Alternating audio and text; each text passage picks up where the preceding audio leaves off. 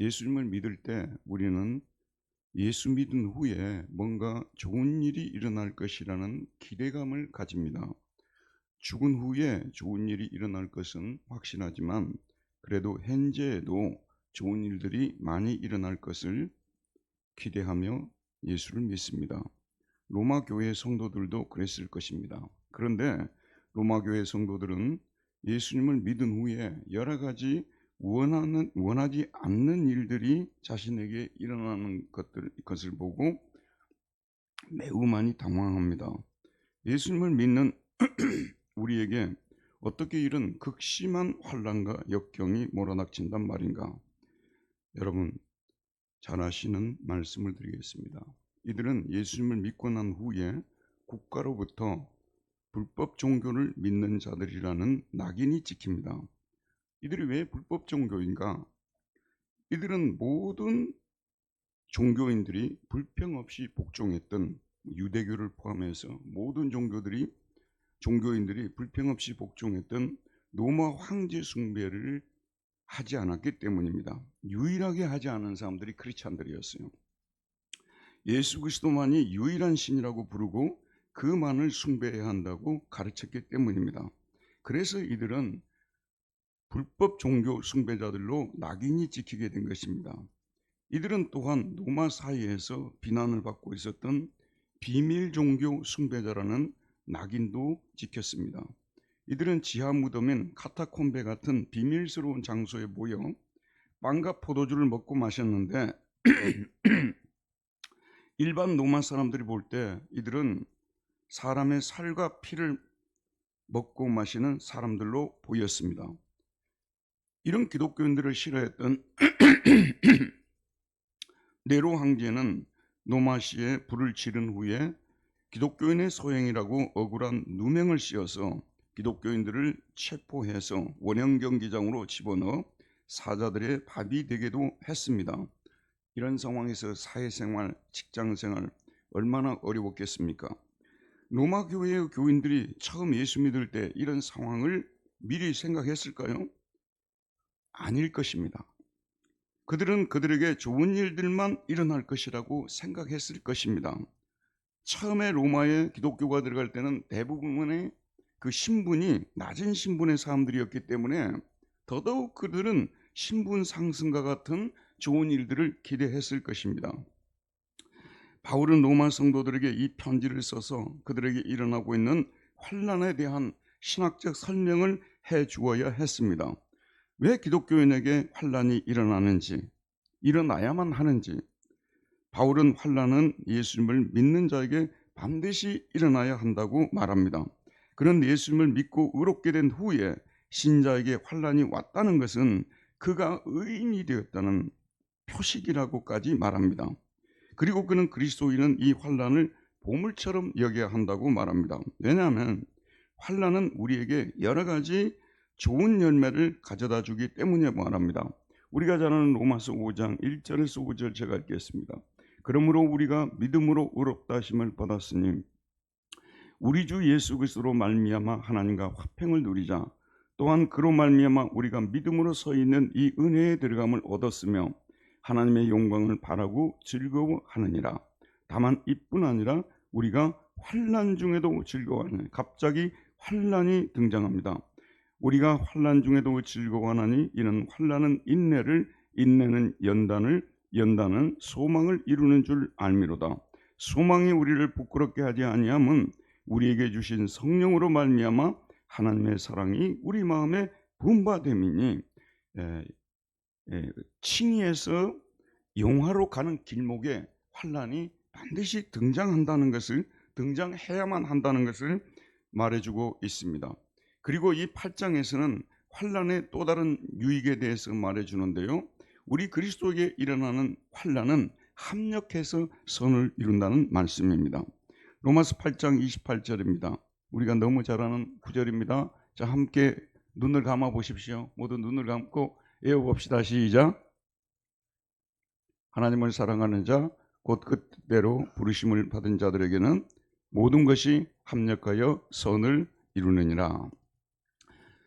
롬 828이라고 하는데요. 한국인이 좋아하는 성경 구절 톱 10 안에 들어있는 구절이라고 생각하고, 아마 여러분들도 롬파리파 무협지 제목 같은 이 로마서 8장 28절을 너무나 좋아할 것입니다. 사실 이 구절만큼 우리에게 위로를 가져다 주는 구절도 드물이라고 생각합니다.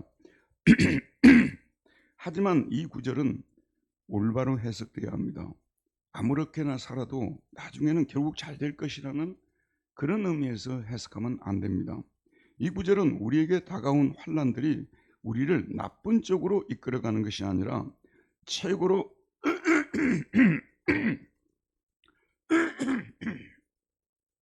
좋은 쪽으로 이끌어간다는 진리를 가르쳐주는 구절입니다. 그리스도인에게 나쁜 일이 일어났으면 나쁜 결과가 나와야 하는데 그렇지 않다는 것입니다. 도리어 좋은 쪽으로 이끌어간다는 말씀입니다. 모든 것이 합력한다, 합력해서 선을 이룬다는 이 말은 판타라는 것이 모든 것입니다. 순 에르게 에이사가손입니다. 순, 함께, 에르게, 워크한다는 거예요. 함께 워크하는 거예요. 투게더 워크 해가지고 어디로 우리를 데려가냐? 결국은 선으로, 에이사가손입니다. 선으로 이끌어간다, 그런 뜻입니다. 그래서 우리말 성경에서는 합력하여 선을 이룬다, 합력해서 투게더 워크해서 선을 achieve good이라고 이렇게 번역했습니다.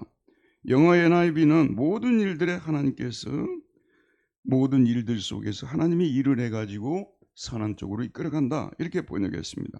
하나님께서 우리에게 선한 일로 보이게 하는 일이 일어나게 하든지 혹은 악한 일로 보이는 일이 일어나게 하든지 간에 결국 하나님은 그런 일들이 우리에게 좋은 쪽으로 작용하게 하여 선한 결과를 가져다 준다는 말씀입니다. 여기에 대하여 대표적인 예가 구약 창세기에 나오는 요셉의 예입니다. 요셉은 형들 때문에 갑자기 이집트로 팔려가게 됩니다. 이집트는 오늘날로 말하자면 미국이라고 볼 수가 있겠죠. 노예 상인들이 그를 노예로 이집트 왕의 경호실장이었던 보디발의 집에 팝니다. 그러나 그는 보디발의 총애를 받아 보디발의 총무가 됩니다. 여러분, 이 말씀을 읽을 때 생각해 보셨습니까? 이때까지만 해도요, 요셉이 어릴 때 꿈이 이런 식으로 실현되는가 보구나, 내가 다른 데도 아니고 이 이집트의 이 보디발 경호실장의 집에서 내가 총무가 되었다니, 이런 생각을 해서 이런 식으로 내가 성공하는 거 아니냐 생각했을 것입니다. 하나님께서 이런 방법으로 나를 출세시키는 것이 아닌가라고 생각을 했을 거예요. 그런데 갑자기 나쁜 상황이 펼쳐집니다. 보디발의 아내의 유혹에 그가 응해주지 않자 그 여자는 그에게 자신을 유혹했다는 혐의를 씌워서 그를 감옥에 들어가게 만듭니다. 요셉은 속으로 하나님이 결국은 나를 망하게 하시는구나, 결국 하나님이 나를 망하게 하시는구나, 그러면 그렇지 라고 말했을 것입니다. 그런데 우여곡절 끝에 요셉은 감옥에서 나오게 되고 이집트의 총리의 자리에 오르게 됩니다. 그리고 그의 어릴 적의 꿈처럼 형들과 부모님이 그의 앞에 무릎을 꿇게 됩니다. 그리고 굶어 죽는 기근에서 그 가족을 구하게 됩니다.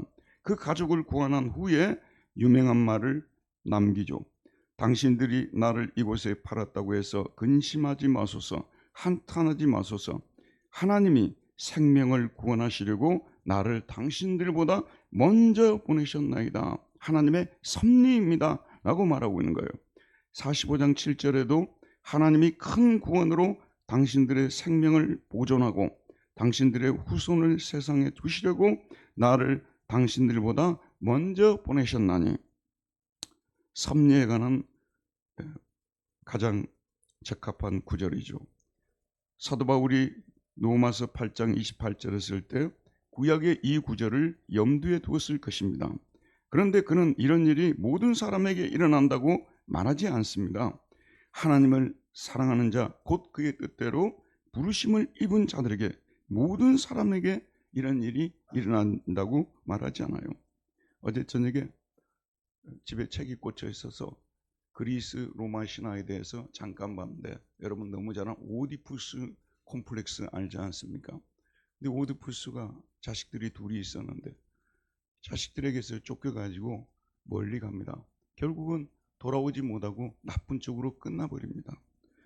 자, 여러분, 이거는 우리 그리스도인들에게만 이 구절이 해당한다는 것입니다. 하나님을 사랑하는 자들에게라고 말하면 토이스 아가포신 톤세온이라고 해서 하나님을 사랑하는 자들에게는 모든 것이 합력해서 선을 이룬다는 것입니다. 그러면 누구든지 하나님을 사랑하기만 하면 합력해서 선을 이루냐, 이렇게 해석하면 안 됩니다. 여러분, 하나님을 사랑한다는 것이 모든 사람에게 가능한 일인 줄 생각하십니까? 잘 들으십시오. 먼저 하나님께 사랑을 받은 사람만이 하나님의 사랑을 알고 하나님을 사랑할 수 있습니다. 먼저 하나님을 사랑하지 않으면요, 그래서 하나님이 먼저 우리를 사랑했다고 말하고 있습니다. 먼저 사랑을 했고 그 사랑을 받은 사람들이 하나님을 사랑하게 되고, 이런 사람들에게는 모든 것이 합력해서 선을 이룬다고 말하고 있는 것입니다. 그 다음에 그의 뜻대로 부르심을 입은 자들에게라고 나와 있습니다. 하나님을 사랑하는 자가 되려면 먼저 그의 뜻대로 부르심을 받아야 합니다. 거꾸로도 말씀드릴 수 있습니다. 하나님의 뜻대로 부르심을 받은 자는 하나님을 사랑할 수 있습니다. 부르심을 받은 자이기에 하나님을 사랑할 수 있고요, 하나님을 사랑하고 있기 때문에 그는 부르심을 받은 자들입니다. 저와 여러분이 부르심을 받은 자들이라는 것을 어떻게 알 수 있습니까? 여러분의 마음속에 하나님을 사랑하는 마음이 존재하고 있는 것입니다. 이 존재하고 있다는 이 사실이 여러분이 하나님께 사랑을 받고 있다는 증거가 되는 것입니다. 이렇게 하나님의 부르심을 받고 하나님을 사랑하는 사람들에게는 그들에게 일어나는 모든 일들이 다 선한 쪽으로 흘러들어가서 합력하여 최상의 결과를 가져다 준다는 말씀인데, 본보기로서 하나님께서 이런 법칙을 시행하시는데, 우리 주 예수님을 보시길 바랍니다. 동정녀 마리아에게 탄생하죠. 부끄러운 출생입니다. 천하디 천한 출생이에요. 그리고 이 땅에서는 많은 고난을 당하셨습니다. 십자가에 죽기까지 했습니다. 그러나 그를 다시 살리시고 하늘로 올리셔서 합력해서 선을 이루게 하시는 그 결과를 가져가는 쪽으로 예수님의 생애를 인도하셨던 것처럼 저와 여러분의 생애도 이러한 인간이 알 수 없는 환난이라는 이런 방법을 통해서 영광으로 이끌어가는 이런 방법을 사용했다는 것입니다. 그러므로 우리 믿는 자들은 원하지 않는 상황이 펼쳐지고 원하지 않는 악하게 보일 정도로 힘든 일들이 다가올 때 결코 낙심하지 말아야 합니다. 지금은 나에게 악한 일로 보이지만 역전의 맹수 하나님께서 반드시 그 일을 선한 일로 바꾸실 것입니다. 씨름을 할 때요, 계속 몰아붙임을 당합니다. 거의 뒤로 넘어질 뻔합니다. 그때 그 유명한 뒤집기가 나오지 않습니까? 하나님께서는 뒤집기의 맹수시고 역전의 맹수입니다. 저는 어느 순간 예수를 믿는 순간에 이 사실을 깨달았어요. 진짜 다 죽어갔다고 생각했는데 보기 좋게 역전을 시키시는 하나님을 많이 경험했고, 여러분들도 이런 경험들을 많이 했을 것입니다. 악하게 보였던 일로 인하여 결과적으로는 내 신앙이 훨씬 더 좋아지는 쪽으로 이끌어 가시는 하나님을 경험하게 됩니다. 그래서 환난이 우리 신자에게는 보약입니다. 우리 한번 따라 봅시다. 환난이 보약이다. 환난이 보약이고, 마틴 루터 같은 사람은 환난을 보물처럼 사랑해야 된다고 말했습니다.